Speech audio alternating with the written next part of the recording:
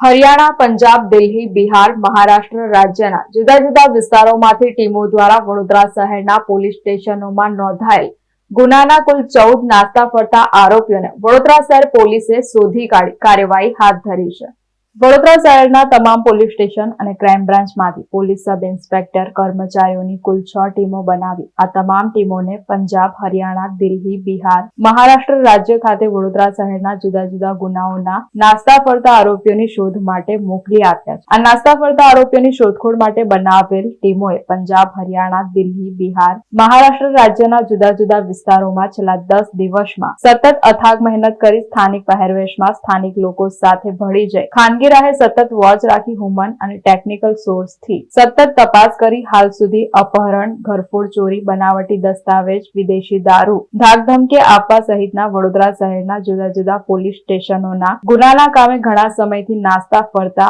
આરોપીઓની ભાળ મેળવી શોધી કાઢવામાં આવેલ. આ શોધી કાઢેલ 14 આરોપીઓ પૈકી કુલ 7 આરોપીઓ મરણ ગયેલાનું જણાઈ આવતા આ અવસાન પામેલ નાસ્તા ફરતા આરોપીઓના જરૂરી પેપર્સ મેળવવામાં આવ્યા છે.